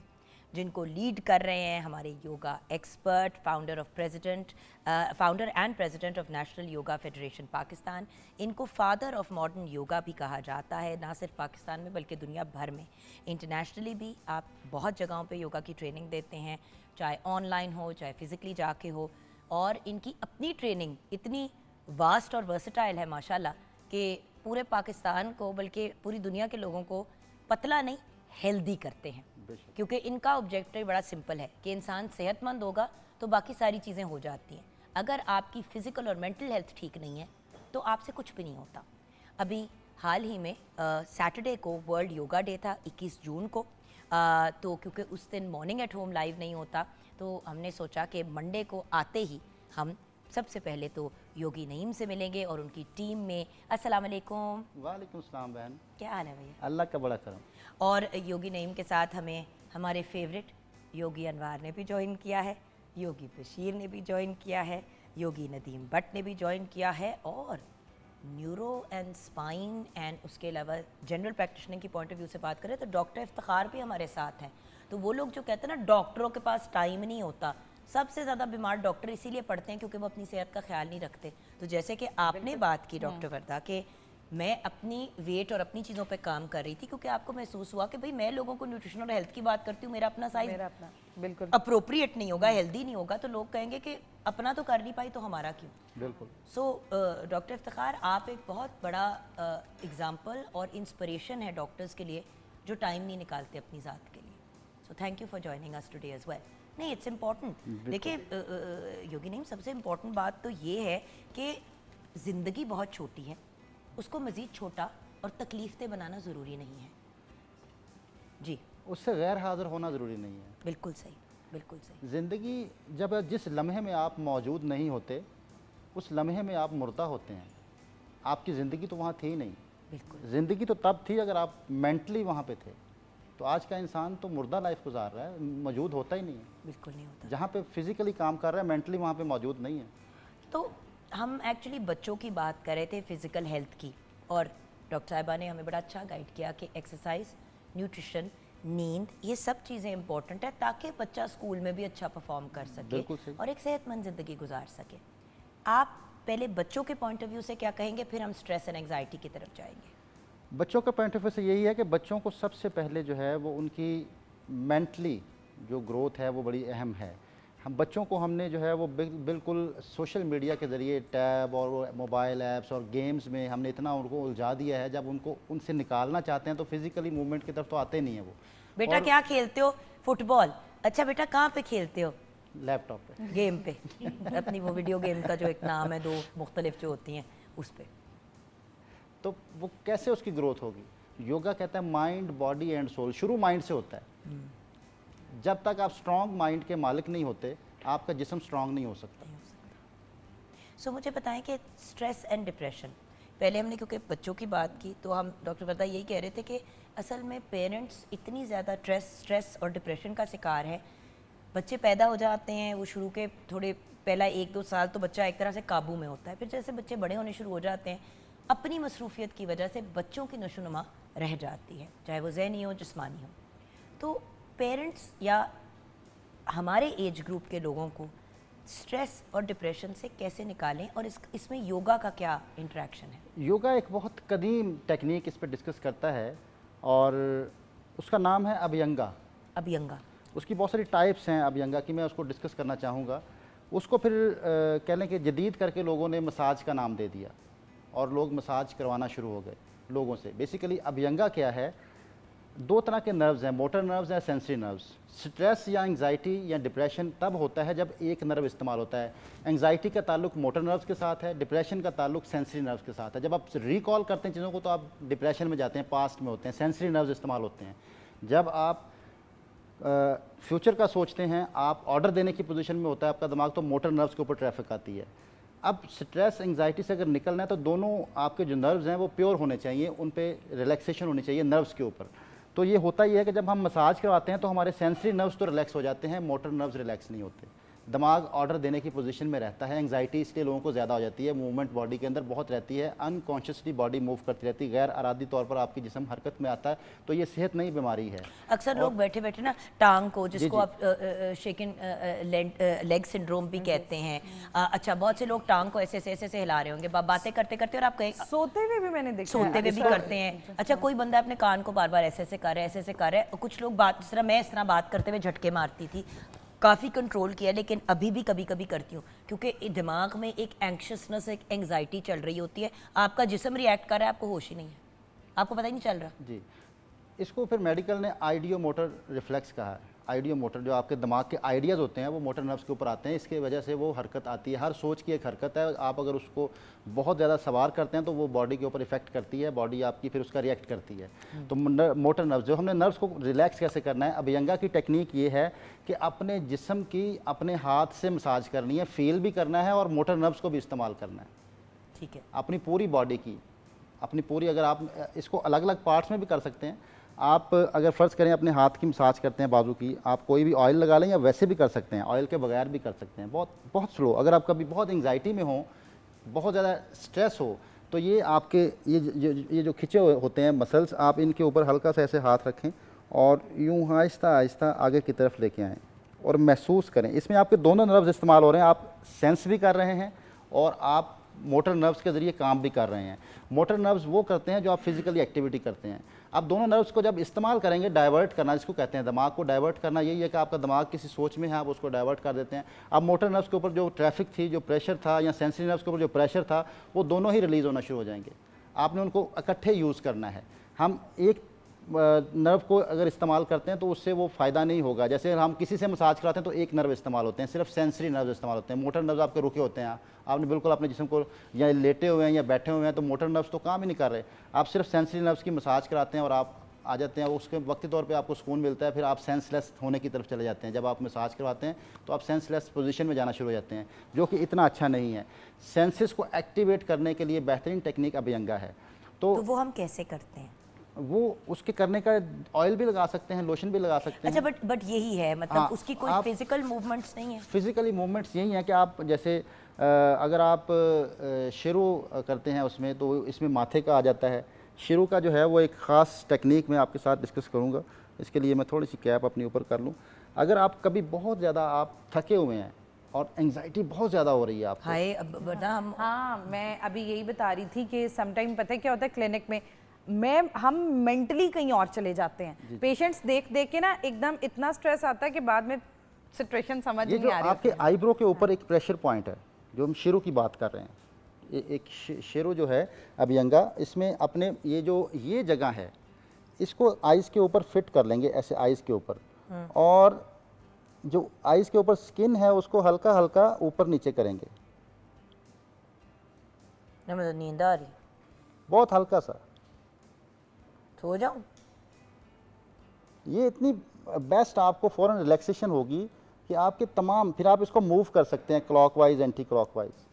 ये जो आईब्रो के ऊपर जो स्किन है, अगर आप इसको हल्का हल्का, जोर नहीं लगाना वरना स्किन पर रैशेज आ जाएंगे, बहुत हल्का हल्का आपने स्किन को सिर्फ अपने जो है वो रगड़ना नहीं है, खुदा का वास्ता है व्यूअर्स। फिर कहते हैं हमारे मुंह लटक गए हैं और ये हो गए, हम तो बड़ी जोर कीमतें नहीं लगाते लगाना, हैं। जोर नहीं लगाना। Gentle, जी जी, gentle। बहुत रिलैक्स रहते हुए सिर्फ आपने इस एरिया को हल्का सा मसाज देना है। आपने कभी नहीं देखा माएँ जब अपने बच्चों के सर पे तेल लगा रही होती हैं, सिर कहीं जा रहा होता है, गर्दन कहीं जा रही होती है, नीचे का हिस्सा जिस्म का कहीं और जा रहा होता है, वो हिला हिला के। इसकी बात ये कि वो नहीं करना।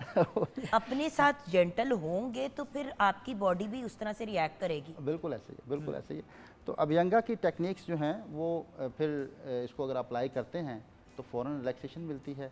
और रिलैक्सेशन के लिए एक और बड़ी अहम टेक्निक जो है वो है अपने सांस को फील करना, ब्रीदिंग टेक्निक। सांस को जो है वो हम सांस लेते नहीं हैं, क्योंकि देखिए बड़ी दफ़ा लोग गाड़ी में जा रहे होते हैं, किसी ने गाड़ी मार दी। अब नेचुरल रिएक्शन अक्सर मर्द हजरात की और कभी कभी ख़वातीन की भी होती है कि गाड़ी से उतरो और चपेड़े लगानी शुरू कर दो। ये एक नॉर्मल बिहेवियर नहीं है। इस बिहेवियर को कंट्रोल करने के लिए कुछ स्टेप्स, जैसे कि हम कहते हैं ना, गुस्सा चढ़े तो खड़े हुए हैं तो बैठ जाए, बैठे हुए हैं तो लेट जाएं, पानी का घूंट पी लें, दुरूद शरीफ पढ़ लें, व्हाटएवर। कोई हमें ये टेक्निक्स व्यूअर्स अडॉप्ट करनी पड़ेंगी, वरना तो कोई सिस्टम ही नहीं रहेगा दुनिया को। गुस्सा होता है सेंस करने में। उस वक्त भी आपकी सेंसरी नर्व देखिए इस्तेमाल स्ट्रेस, होती है। डिप्रेशन, एंजाइटी मोटर एंड में नर्व गुस्सा इस्तेमाल ही करनी निकालती है जी, आपके अंदर मोटर से। नर्व इस्तेमाल करनी है तब भी। वो जो मूवमेंट आपने की कि आप बैठे हैं, खड़े हो जाएं, उस वक्त भी आपने मोटर नर्व्स को एक्शन कहा। अच्छा, अब जो हम सांस की बात कर रहे हैं, मैं इसको पहले थोड़ा सा डेप्थ में समझाना चाहता हूँ कि सांस को अगर आप सीखना चाहते हैं, जो एक्चुअल प्राणायाम, जो सूर्यशास्त्र का इल्म है, उसमें एक बेसिक टेक्निक है। उसको समझाने के लिए मैं ये कहूँगा कि अगर आप दूध को उबाल कर ही रखा आपने नीचे से उसकी आंच जो है वो जब उबाल के करीब पहुंचने वाला हुआ तो आपने उसको कम कर दिया, उस पर उबाल नहीं आया, थोड़ी देर के लिए कम रखे, फिर उसको आपने तेज़ किया उबाल के लिए, लेकिन उबाल आने से पहले आपने उसको कम कर दिया, फिर वो उबाल के लिए तेज़ किया, लेकिन बार बार इस तरह ऊपर नीचे आप आंच करते रहें तो आपके दूध को कभी उबाल नहीं आएगा। तो ये जो सांस का रिदम टूटता है, कभी भी जो है वो आपके अंदर जो एनर्जी होनी चाहिए इन चीज़ों से जो लड़ने की, जो एंग्जाइटी, स्ट्रेस, डिप्रेशन से लड़ने की, वो कभी भी बिल्ट नहीं हो सकती। इसकी टेक्निक ये है कि आपकी सांस एक रिदम से चले, रिदम से वापस और मुसलसल चलती रहे। मिसाल के तौर पर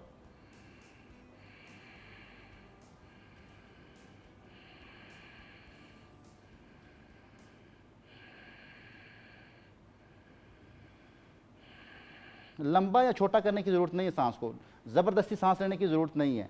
आपकी सांस छोटी है तो इसका मतलब ये नहीं कि आप इस टेक्निक पे अमल नहीं कर सकते। इस टेक्निक को अमल करने के लिए सिर्फ ये है कि आपने एक रिदम में रहना है, सांस को लेने में और निकालने में। आप आंच का लेवल एक रखेंगे तो उबाल आ जाएगा। वो जो आपकी एंग्जाइटी, जो डिप्रेशन, जो ऐसा गंदगी आपके दिमाग में इकट्ठी हुई टॉक्सिन्स की शक्ल में, उनको जलाने के लिए इस आंच को एक लेवल पे रखने के लिए ज़रूरत है कि उसको उबाल आए और वो ख़त्म हो। यहाँ पे एक छोटा सा मैं पैगाम ज़रूर व्यूअर्स देना चाहूँगी। अगर आप सवियर डिप्रेशन का शिकार हैं, सवियर एंग्जाइटी का शिकार हैं और आपसे ज़िंदगी में चीज़ें मैनेज नहीं हो रही, इस केस में प्लीज़ माहिर नफ्सियात से रुजू करें, ये सारी टेक्निक्स अप्लाई करें। अगर इसके बावजूद आपको सुकून या पीस नहीं मिल रहा तो प्लीज़ जिस चीज़ का जो डॉक्टर है उससे ज़रूर रुजू करें, बिकॉज ये भी एक इम्पॉर्टेंट एलिमेंट है। क्योंकि पिछले दिनों किसी ने कहा कि जी आप अगर नमाज़ पढ़ लें तो आपकी डिप्रेशन भाग जाएगी। व्यूअर्स, डिप्रेशन एक मेडिकल प्रॉब्लम है। किसी को अगर कैंसर है तो नमाज़ पढ़ने से अल्लाह शिफा दे, अल्लाह के हाथ ने शिफा देना, लेकिन उसी रब ने हमें कहा है कि आपने वो सारी चीज़ें करनी है जिससे आप अपने आप को इस बीमारी से निकाल सकें। सो ज़रूर माहिर ने, हम ये नहीं कह रहे कि आप ये करेंगे तो हर चीज़ आपकी ठीक हो जाएगी, बट ये वो टूल्स हैं बिल्कुल जो आपको हेल्प करेंगे। ये ना हो ना कि भैया कल को लोग कहे कि जी हमने तो बिल्कुल ही अपने डॉक्टर के पास जाना छोड़ दिया क्योंकि आपने कहा था, वो भी करे। और शायद आपका डॉक्टर खुद कहे आपको 6-8 महीने के बाद कि अब आपको आने की ज़रूरत नहीं है, प्रॉब्लम रिजॉल्व हो गई। ऐसे ही ऐसा करते हैं, ब्रेक की तरफ जाएंगे। ब्रेक के बाद जब वापस आएंगे तो मैं हैंडी माइक लूँगी। मैं चाहूँगी कि बिफोर आप हमें टेक्निक सिखाएं, मेरे जो ये चारों भाई हैं वो भी अपना ओपिनियन शेयर करें कि स्ट्रेस और डिप्रेशन या जो भी ऐसी फीलिंग्स होती हैं, स्ट्रॉन्ग या एंग्जाइटी, इनकी लाइफ में योगा ने किस किस्म का असर लाए, ये हम डिस्कस करेंगे ब्रेक के बाद।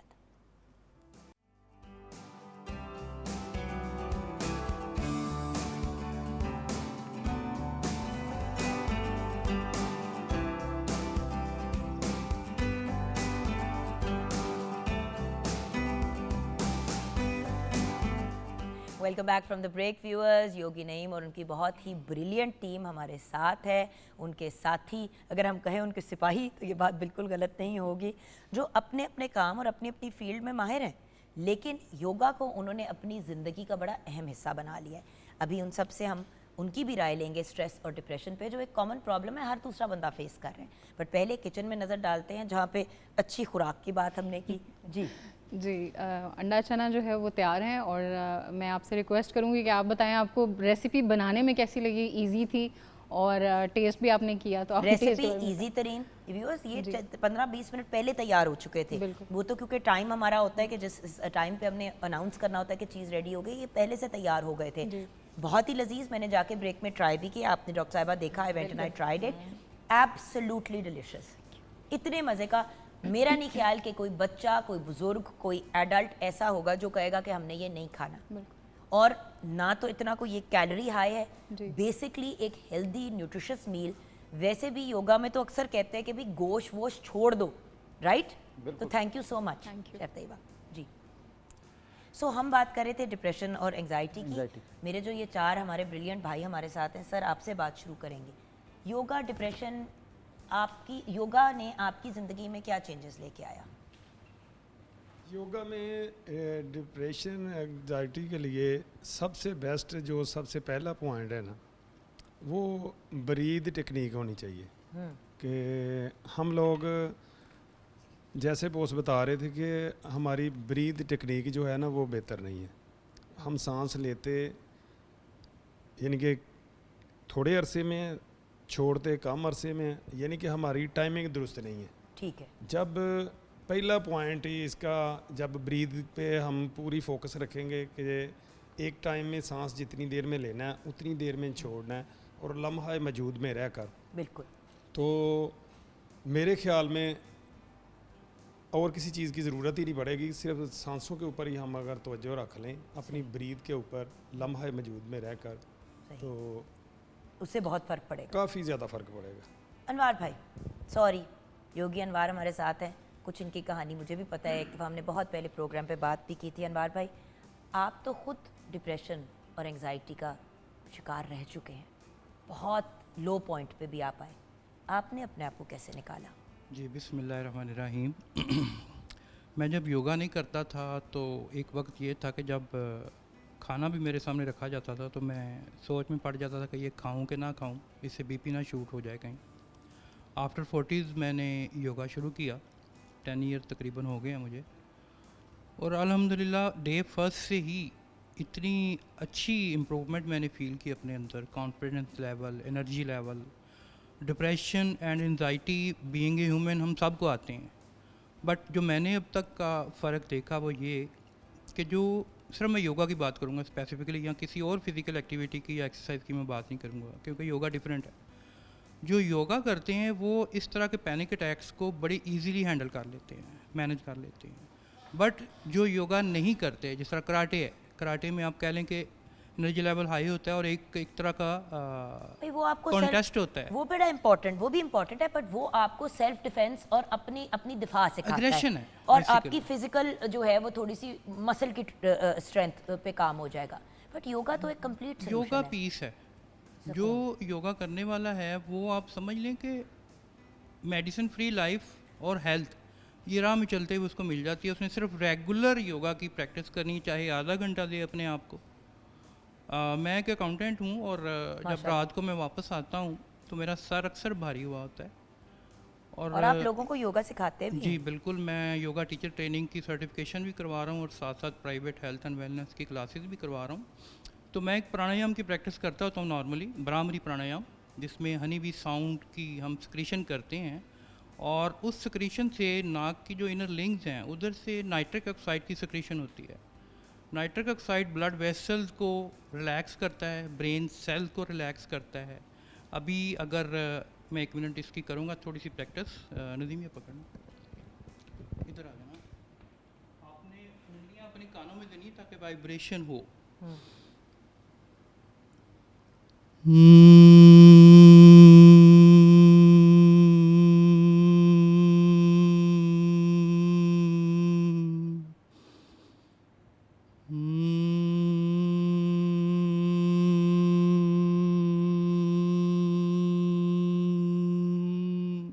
इस तरह के 10 to 12 राउंड, 10 to 12 राउंड जब आप कर लेंगे ना तो आपके सर का भारीपन, दर्द, नींद का ना आना डेफिनेट ख़त्म हो जाएगा। थैंक यू सो मच योगी। और एंजाइटी भी आपकी दूर हो जाएगी। Anxiety but this is not for depression. अब ये डिप्रेशन के लिए नहीं, देखिए योगा भी आपको एक मेडिसिन की तरह अगर आप उसको यूटिलाइज करें, देखिए पेट का दर्द है और आप दवाई ले रहे हैं, पेट खराब है और आप सर के दर्द की दवाई ले रहे हैं, तो उसका सोल्यूशन नहीं है। इसीलिए योगा को अंडरस्टैंड करना ज़रूरी है। अच्छा डॉक्टर साहब, डॉक्टर इफ्तिखार भी हमारे साथ हैं। डॉक्टर साहब, आप तो मेडिसिन वाले बंदे हैं, तुसी किस पास से निकल पड़े? अस्सलाम वालेकुम। तुसी एलोपैथिक तो होम्योपैथिक कैंज हो गए?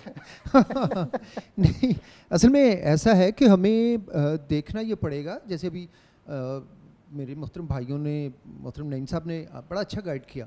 हमें न्यूरोलॉजी के प्रोस्पेक्ट से देखना पड़ेगा कि हम एंजाइटी और स्ट्रेस का शिकार क्यों होते हैं। इसके लिए हमें समझना पड़ेगा हमारा ब्रेन या हमारा जो स्काल में ब्रेन है, इसमें 2 तरह की हमारी एक ऑटोनॉमिक नर्वस सिस्टम है, उसके आगे 2 पार्ट्स है, सिंपैथेटिक और पैरासिम्पैथेटिक।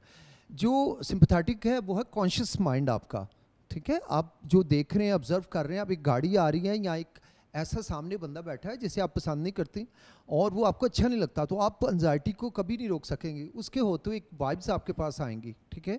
और यानी इसी को फाइट एंड फ्लाइट सिस्टम भी कहा जाता है। और जो दूसरा रेस्ट एंड डाइजेस्ट सिस्टम है वो है आपका पैरासिम्पैथेटिक नर्वस सिस्टम, या फिर आपका जिसे आप कहते हैं लाशऊर। अब यहाँ से ही ब्रेन के नीचे से एक हमारी स्टार्ट होती है वेगस नर्व। अगर आपने खुद को ट्रेन करना है ना कि आप एंजाइटी और स्ट्रेस से इम्यून हो जाए, तो आपको वेगस नर्व को स्टिमुलेट करने के लिए थोड़ी सी एक्सरसाइज, और वो कोई मुश्किल नहीं है, बहुत ईजी है। आप अगर 5 मिनट्स डेली अपने आप को दे दें, इवन लेस देन 5 मिनट, तो आप देखेंगे कि आपके अंदर कॉन्फिडेंस बढ़ता चला जाएगा और आप इस एंजाइटी और इसको कैटर और कोप करने में बहुत आसानी हो जाएगी आपकी। क्या बात है। आप दिन भर चलेंगे, आप साथ रहेंगे, आपके लिए कोई इशू नहीं होगा उसको मैनेज करना। अच्छा योगी नईम की जरा शक्ल देखे ना, इतने प्राउडली बैठे हुए हैं कि देखो मेरे स्टूडेंट्स, माशाल्लाह आप तो स्टूडेंट्स भी टीचर्स बन गए। यही तो बात है। The whole point is to pay it forward. अपने तक सिर्फ इन्फॉर्मेशन नहीं रखनी। 90% जब आप योगा करने के लिए जाते हैं वो कुछ चीज़ें करा देते हैं, आपको गाइडेंस नहीं देते, यानी कि आप इंडिपेंडेंट नहीं हो सकते। क्योंकि जैसे हम ब्रेक में बात करते हैं, लोगों ने दुकानें लगाई नहीं है। Thank you so much share करने का डॉक्टर साहब। एंड योगी बशीर, आप फाइनली क्या हमारे साथ शेयर करेंगे? अस्सलाम वालेकुम, कैसे आप लोग खैरियत से हैं? जी भैया। मैं जब योगा से पहले की बात करूँगा तो डिप्रेशन का, एंग्जाइटी का, स्ट्रेस का शिकार था। अच्छा। छोटी छोटी बातों पे गुस्सा, blood pressure high, heart beat तेज़, बस ये समझ लो कि बीमारियों की एक बिल्कुल अंदर बीमारियाँ थी।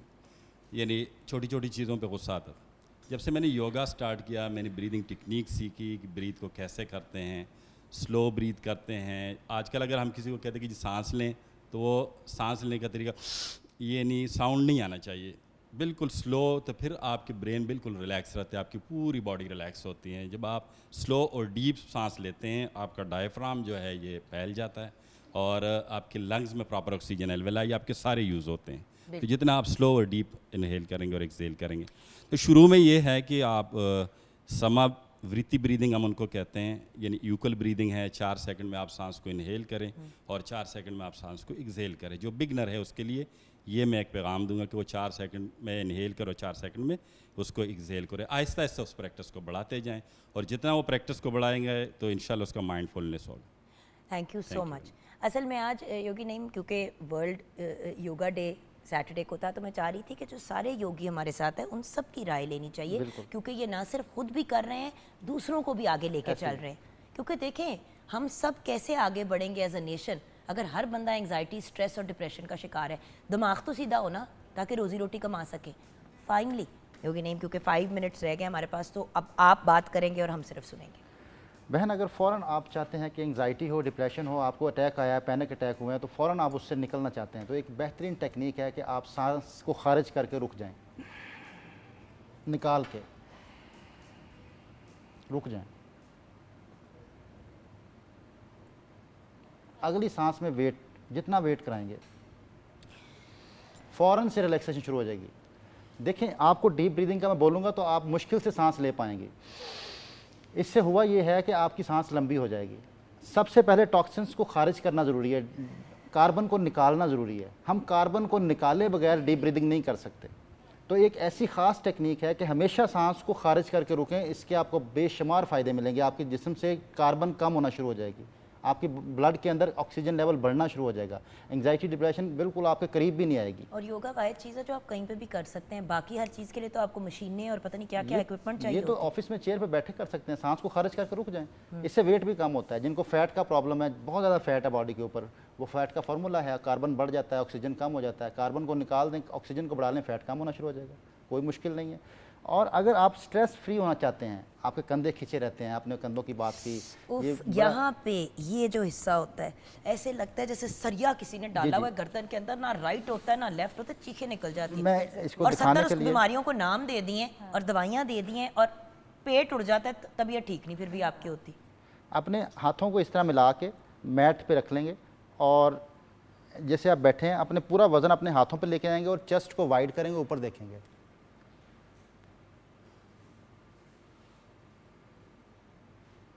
सांस अंदर लेके रोकेंगे,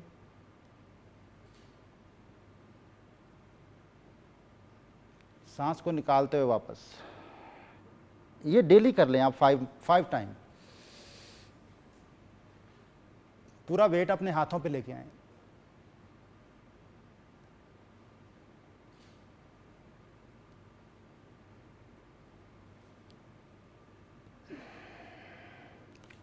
और इसके साथ अगर आप पूरी स्पाइन को, जो आपका पूरी बॉडी का वेट आपकी स्पाइन पे होता है, अगर आप स्पाइन को वेट फ्री करना चाहते हैं तो उसके लिए आप लेग्स चाहे सीधी कर लें, चाहे ऐसे आलती पालती में बैठे हुए अपने दोनों हाथों का सहारा लेके, ये बाजू सीधे शोल्डर लेवल पे आप हाथों को नीचे रखें, सहारा लेके अपने हिप्स को हल्का सा उठाएं, हल्का सा, बहुत टच रहें, मैट के साथ टच हैं, लेकिन अपना पूरा वेट अपने ऐसे बाजुओं पे ले आएं। आपकी स्पाइन फ्री हो गई, स्पाइन बिल्कुल फ्री हो गई। स्पाइन फ्री होने से क्या होगा कि उसकी जो थकावट है वो दूर होना शुरू हो जाएगी। आपकी कमर जो खिंची रहती है, आप उसके लिए बहुत आसानी से जो है वो बगैर मेडिसिन के रिलैक्स कर सकते हैं। असल में प्रॉब्लम पता है क्या है भैया, एंग्जाइटी डिप्रेशन की वजह से कुछ लोग खाते ज़्यादा हैं, कुछ लोग कम खाते हैं, उसकी वजह से नींद भी नहीं आती, नींद पूरी नहीं होती तो बॉडी रिलैक्स नहीं होती, बॉडी रिलैक्स नहीं होती तो रिकवर नहीं करती, तो हम एक गुंजल से में फंस गए हैं। वो जो कहते हैं ना कि जैसे गुंजल पड़ जाती है तो समझ नहीं आती कि सिरा किधर है, तो कहाँ से उसको खोलना शुरू करें। जब तक डीप स्लीप नहीं मिलेगी तब तक आपकी बॉडी के अंदर रिपेयरिंग नहीं होगी, और जब तक रिलैक्स नहीं करेंगे नींद कैसे आएगी। आपके अंदर जितनी तोड़फोड़ है, जितनी स्वेलिंग्स हैं जिस्म के अंदर, दिन भर तोड़फोड़ होती है, वो रात सोने से, डीप स्लीप से वो रिकवर होती हैं। सही। अब वो डीप स्लीप इंतहाई अहम है। जब से डीप स्लीप से लोग निकले हैं, यंग एज में अमवात, अचानक अमवात, इसकी रेशो बढ़ती जा रही है। तो डीप स्लीप के लिए क्या करना होगा कि हमेशा सबसे पहले आप जब भी बेड पे लेटें, आप अपने इर्द गिर्द थोड़ा सा आंखों को इस्तेमाल करें, अटैच हो जाएं। आंखों का इस्तेमाल, जब इंसान की आंख देखती है तो दिमाग प्रेजेंट हो जाता है। थॉटलेस पोजीशन कोई मुश्किल नहीं है। आप थॉट्स को रोकना चाहते हैं, आप इर्द गिर्द सिर्फ गौर करना शुरू करें, आप थॉटलेस हो जाएंगे, आप इस लम्हे में आ जाएंगे। ये बेड पे लेटते सारी अपने रूम में अटैचमेंट करें, सबसे पहले अटैच हो जाएंगे। उसके बाद फिर अपनी थोड़ी देर के लिए वक्फे से आइज़ ब्लिंक करें, ताकि वो F5 दबाएं जो आपका दिमाग रिफ़्रेश हो। जैसे विंडोज़ के लिए रिफ़्रेश करने के लिए F5 दबाते हैं, अपनी आइज़ को ब्लिंक करें वक्फे से। तो ये करते करते आपको नींद आ जाएगी, सुबह आप बड़े फ्रेश उठेंगे, आपकी डीप स्लीप आपको मिल जाएगी और आपके जिस्म के अंदर जितनी तोड़ फोड़ है रिकवर हो चुकी होगी। थैंक यू सो मच भैया, वेलकम। आपका भी बहुत बहुत शुक्रिया, स्पेशली अपने अपने एक्सपीरियंसेस शेयर करने का। एंड में डॉक्टर साहिबा छोटी सी अगर कोई बात हमारे व्यूअर्स को कहना चाहें।